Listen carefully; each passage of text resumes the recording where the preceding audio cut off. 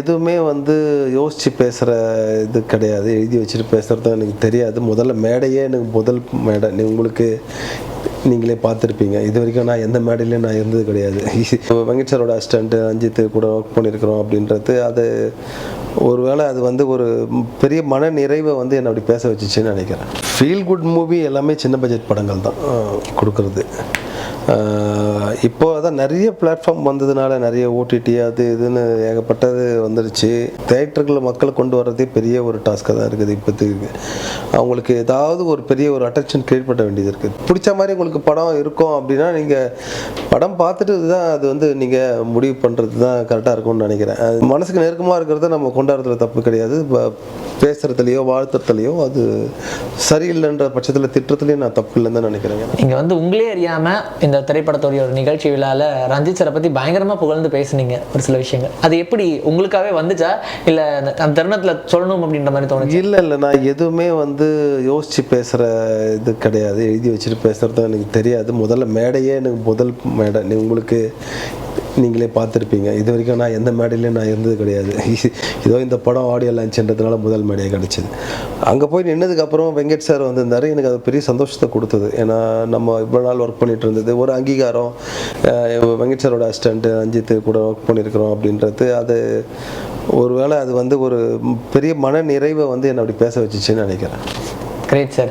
And இன்னொரு விஷயத்தை பற்றி டெஃபினட்டாக பேசியாகணும் சார். ஒரு படத்தை பார்க்கும்போது ஃபீல் குட் மூவி அப்படின்னு நம்ம சொல்கிறோம் இல்லையா, அது எங்கே வரும்னா நம்மளுடைய ஃபுல் பொட்டன்ஷியல் ஒரு படத்தில் கொடுக்கும்போது மக்கள் அதை ஏற்றுப்பாங்க. பட் சின்ன சின்ன பட்ஜெட் படங்கள் எல்லாத்தையுமே மக்கள் போய் தியேட்டரில் பார்க்குறது அப்படின்றது ரொம்ப கம்மியாயிட்டே இருக்கு இல்லையா? அந்த ஒரு கருத்தை நீங்கள் என்ன நினைக்கிறீங்க? இல்லை, ஃபீல் குட் மூவி எல்லாமே சின்ன பட்ஜெட் படங்கள் தான் கொடுக்குறது. இப்போ அதான் நிறைய பிளாட்ஃபார்ம் வந்ததுனால நிறைய ஓடிடி அது இதுன்னு ஏகப்பட்டது வந்துடுச்சு. ஏகப்பட்ட ஓடிடி இருக்குது. அதனால் படங்கள் வந்து அதில் பார்த்துக்கிறதுல ரொம்பவே ரிலாக்ஸாக நினைக்கிறாங்க. அதை தாண்டி தான் தேட்டருக்கு வராங்க. தேட்டர்களில் மக்களை கொண்டு வர்றதே பெரிய ஒரு டாஸ்க்காக தான் இருக்குது. இப்போதைக்கு அவங்களுக்கு ஏதாவது ஒரு பெரிய ஒரு அட்ராக்ஷன் கிரியேட் பண்ண வேண்டியது இருக்குது. திடீர்னு ஒரு பெரிய ஒரு சென்சிட்டிவாக ஏதோ ஒரு விஷயமோ இல்லை திடீர்னு ஏதோ ஒரு ப்ராப்ளமோ டக்குன்னு ஒரு அதை பற்றி பேசினா வந்து பயங்கரமாக ஒன்றே படம் பார்க்கணுன்னு வந்துடுறாங்க.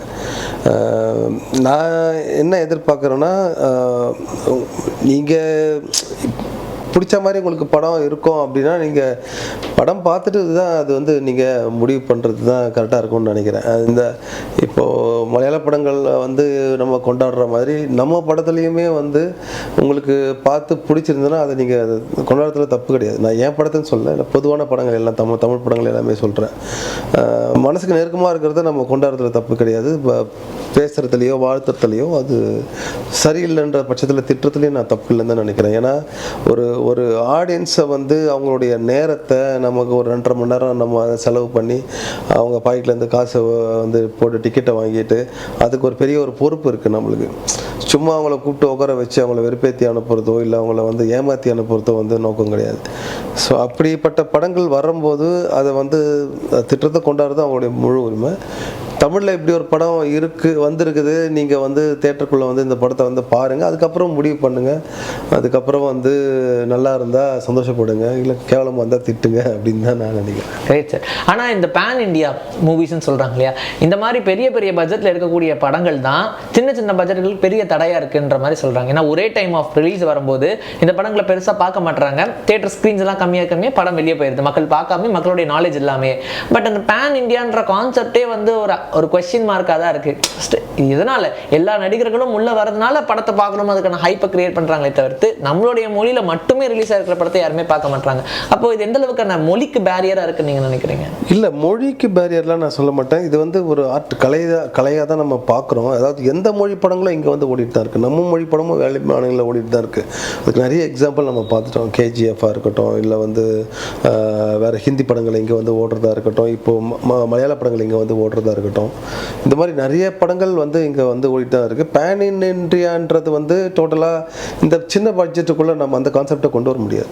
நம்ம பண்ணுறது இந்த 3 கோடி 4 கோடி 5 கோடி இந்த மாதிரி பட்ஜெட்டுக்குள்ளே பேன் இண்டியா படத்தை நம்மளால் பண்ண முடியும். அது வந்து நூற்றுக்கணக்கான கோடிகள் செலவு பண்ணி பண்ணக்கூடிய ஒரு படமாக இருக்குது. இப்போ சின்ன படங்கள் அந்த பெரிய 100 கோடி 200 கோடி செலவு பண்ணி பண்ணுற படங்கள் வந்து மக்கள் மனசில் நின்று பெரிய ஒரு பேர் எடுத்துதான்னு கேட்டிங்கன்னா நான் கட்டாயமாக அப்படி இல்லைன்னு தான் சொல்லுவேன். சின்ன பட்ஜெட்டில் எடுக்கக்கூடிய படங்களை இப்போ வந்து அயோத்தியா இருக்கட்டும், இருக்கப்பற்று, Chithha, good night, love today, இந்த மாதிரி ஒரு சின்ன பட்ஜெட்டில் எடுத்துக்கூடிய படங்கள் தான் இன்றைக்கி நீங்கள் வேறு விட்டுனீங்கன்னா அது வந்து ஹிட் லிஸ்ட்டில் வந்து பார்த்தீங்கன்னா அதுதான் இருக்குது. அதுக்கு நீங்களே ஒரு உதாரணம் நினைக்கிறேன். பெரிய பட்ஜெட்னும் போது உங்ககிட்ட ஒரு படம் லிஸ்ட் தான் வந்துச்சு, சின்ன பட்ஜெட் போது நீங்கள் லிஸ்ட் அடிக்கிட்டே போனீங்க. இல்லை, அது நான் பார்த்து ரசித்து நம்மளுக்கு பிடிச்ச படங்கள் தான். அது இடத்துல வந்து ஏன் அந்த படம் ஜெயிச்சதுன்னா அந்த படத்தில் அந்த ஜெயிக்கிறதுக்கான அந்த மக்களுக்கு நெருக்கமான கனெக்ட் பண்ணக்கூடிய விஷயங்கள் இருந்ததுனால தான் அந்த படம் ஜெயிச்சு. அது சின்ன படமாக இருந்தாலுமே அது வந்து மக்களுக்கு பிடிக்க தான் செய்யுது. படம் நல்லா இருக்கிற பட்சத்தில் மக்கள் கட்டாயமாக வந்து படம் பார்க்க வருவாங்க.